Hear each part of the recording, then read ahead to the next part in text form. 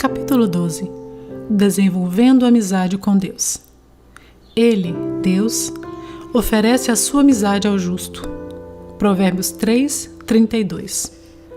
Aproximem-se de Deus e Ele se aproximará de vocês. Tiago 4, 8. Você está tão perto de Deus quanto escolhe estar. A exemplo do que ocorre em qualquer amizade, você deve se esforçar para desenvolver o relacionamento com Deus. Isso não acontecerá por acidente. É necessário desejar essa amizade e disponibilizar-lhe tempo e energia. Se deseja um vínculo mais profundo e íntimo com Deus, aprenda a compartilhar de forma honesta seus sentimentos, a ter confiança quando Ele lhe pedir para fazer algo, a se importar com aquilo que é importante para Ele e a desejar sua amizade mais que qualquer outra coisa. Devo optar por ser sincero com Deus. O primeiro elemento fundamental de uma amizade mais profunda com Deus é ser absolutamente sincero a respeito das próprias falhas e sentimentos. O Criador não espera que você seja perfeito, mas insiste em que seja absolutamente sincero. Nenhum dos amigos de Deus que aparecem na Bíblia era perfeito. Se a perfeição fosse um requisito para a amizade com o Senhor, jamais poderíamos ser amigos dele. Felizmente, em virtude da graça de Deus, Jesus ainda é amigo de pecadores. Na Bíblia, os amigos de Deus são sinceros a respeito do que sentem, frequentemente reclamando, criticando, acusando e discutindo com o Criador.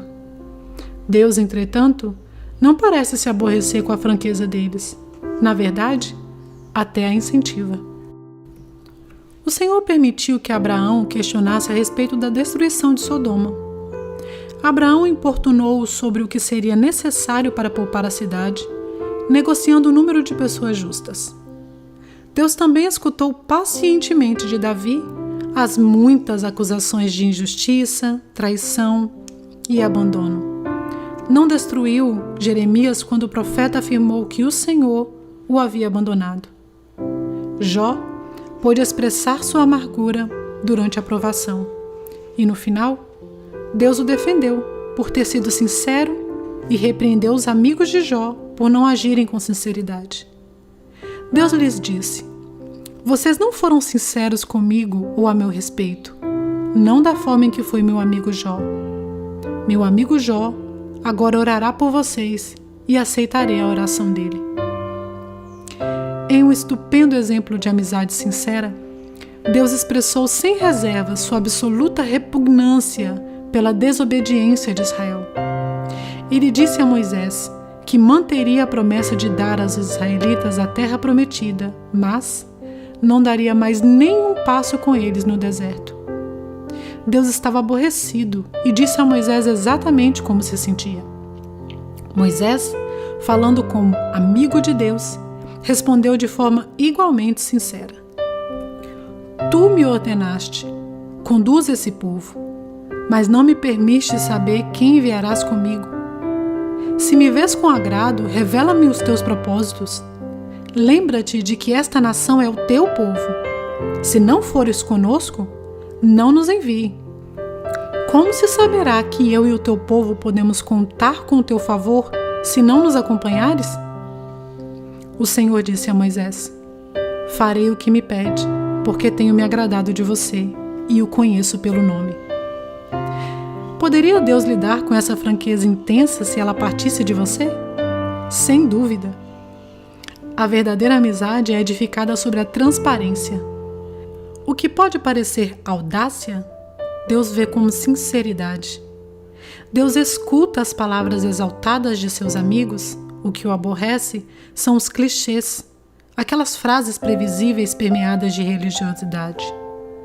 Para ser amigo de Deus, você deve ser sincero com Ele e dividir seus verdadeiros sentimentos, e não o que você pensa que deve sentir ou dizer.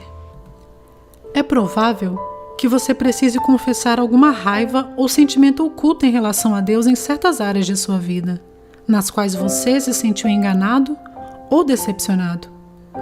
Até que tenhamos amadurecido o suficiente para compreender que o Senhor usa todas as coisas para o nosso bem, abrigamos ressentimentos em relação a Ele por causa de nossa aparência, formação, orações não respondidas, mágoas do passado e outras coisas que mudaríamos se fôssemos Deus. As pessoas frequentemente o culpam por mágoas causadas por outras pessoas. Isso resulta no que William Backus chama seu rompimento oculto com Deus. A amargura é a maior de todas as barreiras para a amizade com Deus. Porque eu irei querer ser amigo de Deus se Ele permitiu isso? O antídoto, é claro, é perceber que o Senhor sempre age em nosso benefício, mesmo quando sofremos e não conseguimos entender o que está acontecendo. Livrar-se dos ressentimentos e revelar o que sentimos, porém, são os primeiros passos para a cura. A exemplo do que faziam os amigos de Deus na Bíblia, diga a Ele exatamente como você se sente. Para nos instruir em uma honestidade sincera, Deus nos deu o livro de Salmos, um manual de adoração, repleto de linguagem impetuosa, fúria, dúvidas, medos, ressentimentos e sofrimentos intensos, combinados com ações de graças, louvores e declarações de fé. Todas as emoções possíveis estão catalogadas em Salmos. Quando você lê as confissões emocionadas de Davi e de outros compositores, percebe que é assim que Deus quer que você o adore, sem reter absolutamente nada do que sente. Você pode orar como Davi. Derramo diante dele as minhas queixas e conto-lhe todos os meus aborrecimentos. Estou totalmente abatido. É animador saber que todos os amigos íntimos de Deus, Moisés, Davi, Abraão, Jó e outros, defrontaram-se com dúvidas. Em vez de mascarar seus receios com frases feitas, eles os expressaram sincera, aberta e publicamente. Exprimir as dúvidas pode ser o primeiro passo em direção ao nível seguinte de intimidade com Deus.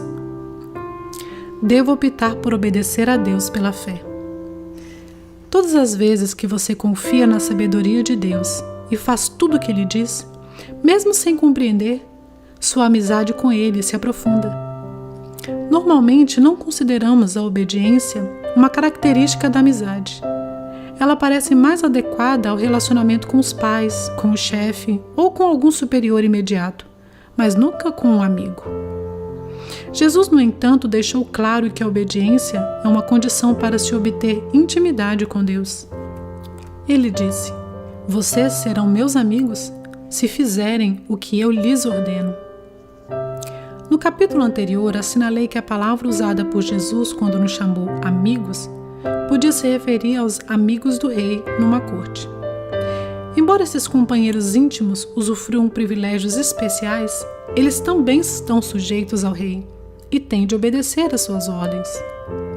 Somos amigos de Deus, mas não somos seus iguais. Ele é nosso amado líder e o seguimos. Obedecemos a Deus não por obrigação, medo ou imposição, mas porque o amamos e confiamos que Ele sabe o que é melhor para nós. Queremos seguir a Cristo por gratidão a tudo que Ele fez por nós. E quanto mais perto o seguimos, mais intensa a nossa amizade se torna. Os não cristãos, em geral, pensam que os cristãos obedecem por obrigação, culpa ou medo de serem punidos. Mas a realidade é o oposto. Fomos perdoados e libertos, então obedecemos por amor. E nossa obediência nos traz grande alegria. Jesus disse: "Como o Pai me amou, assim eu os amei. Permaneçam no meu amor. Se vocês obedecerem aos meus mandamentos, permanecerão no meu amor, assim como tenho obedecido aos mandamentos de meu Pai, e em seu amor permaneço. Tenho-lhes dito essas palavras para que a minha alegria esteja em vocês e a alegria de vocês seja completa." Observe que Jesus espera de nós o mesmo comportamento que Ele tem com o Pai, que é o modelo para nosso relacionamento com o Filho. Foi por amor que Jesus realizou tudo o que o Pai lhe pediu. A verdadeira amizade não é passiva, é atuante. Quando Jesus nos pede que amemos o próximo, ajudemos os necessitados, dividamos nossos recursos, conservemos nossa vida irrepreensível, perdoemos e levemos outras pessoas a Ele, o amor estimula-nos a obedecer imediatamente. Em várias ocasiões, somos desafiados a realizar grandes coisas para Deus. Na realidade, o Senhor fica mais satisfeito quando fazemos pequenas coisas para Ele espontaneamente. Elas podem passar desapercebidas para as outras pessoas, mas Ele as observa e as considera atos de adoração. Grandes oportunidades podem acontecer uma única vez durante toda a vida, mas pequenas oportunidades nos cercam todos os dias. Mesmo por um simples ato, como dizer a verdade, ser gentil ou animar alguém, trazemos um sorriso à face do Senhor. Deus guarda simples atos de obediência como se fosse um tesouro, mais precioso que orações, louvores ou ofertas. A Bíblia diz: o que agrada mais ao Senhor? Holocaustos e sacrifícios ou obediência à sua voz? É melhor obedecer que sacrificar. Jesus iniciou seu ministério público com a idade de 30 anos, ao ser batizado por João. Naquele momento, Deus falou do céu: este é o meu Filho amado, e estou plenamente satisfeito com ele. O que Jesus fez durante aquelas 3 décadas que agradou tanto a Deus? A Bíblia silencia a respeito desse período da vida de Cristo, exceto por uma única frase que encontramos em Lucas 2:51. Então foi com eles para Nazaré e era-lhes obediente. 30 anos agradando a Deus foram resumidos em 3 palavras: era-lhes obediente. Devo optar por valorizar o que Deus valoriza. É isto o que os amigos fazem. Eles se importam com o que é importante para outra pessoa. Assim, quanto mais você se torna amigo de Deus, mais se importará com o que é importante para Ele, mais sofrerá com o que lhe causa sofrimento e mais se alegrará com o que lhe dá prazer. Paulo é o melhor exemplo disso. As prioridades de Deus eram suas prioridades e os desejos dele eram seus desejos também. O que me deixa tão transtornado é preocupar-me tanto com vocês. É o zelo de Deus que queima dentro de mim. Davi se sentia da mesma forma. O zelo pela tua casa me consome e os insultos daqueles que te insultam caem sobre mim. O que importa mais para Deus? A redenção de seu povo. Ele quer que todos os seus filhos perdidos sejam encontrados. Esse é o único motivo pelo qual Jesus veio a este mundo. A coisa mais preciosa ao coração de Deus é a morte de seu filho. A segunda coisa mais preciosa é quando seus filhos comunicam essa boa nova às outras pessoas.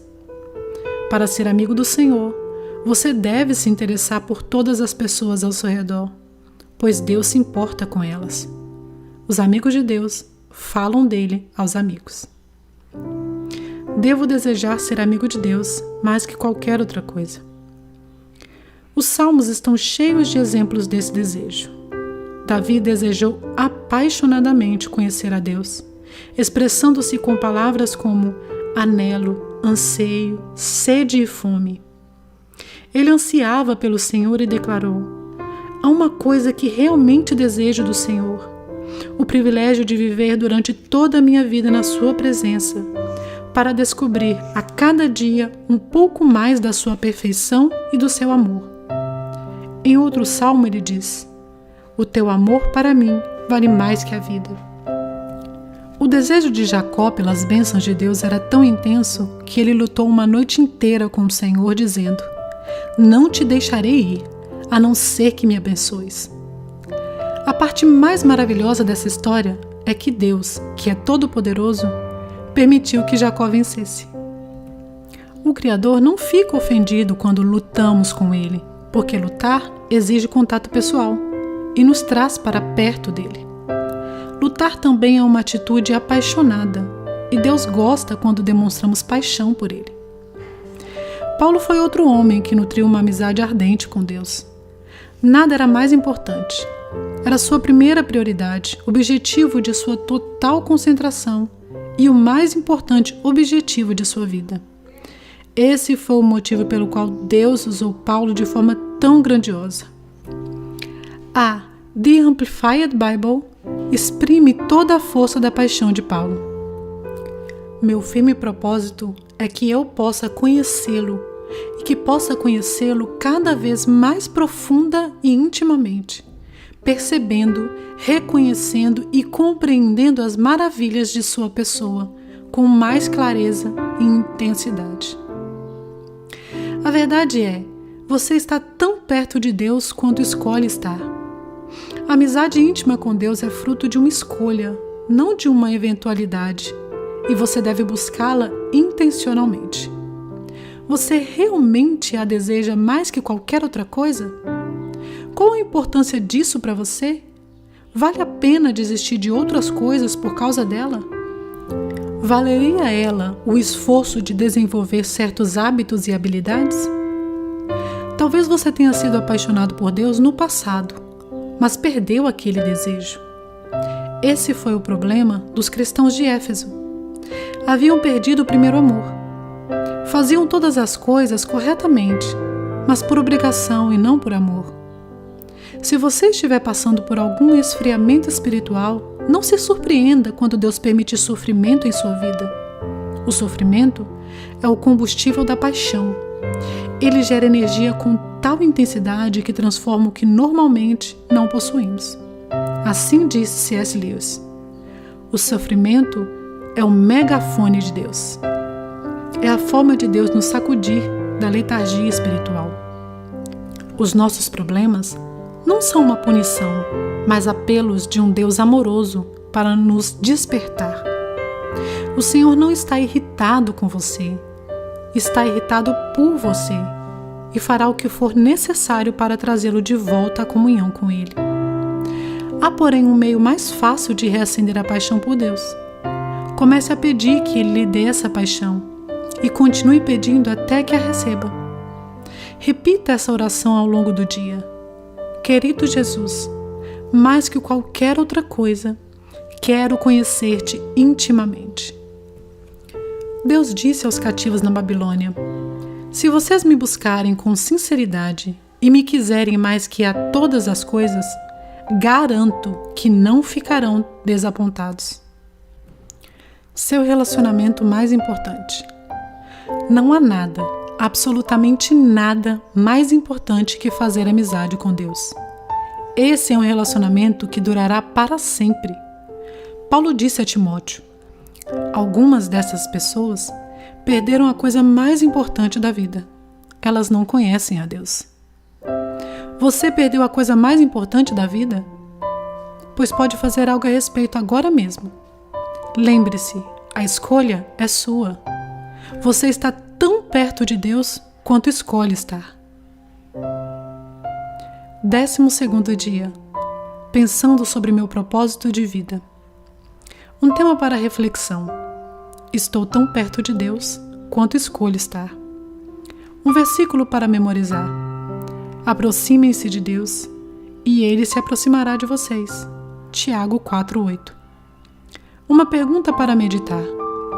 Que escolhas práticas farei hoje para me aproximar mais de Deus?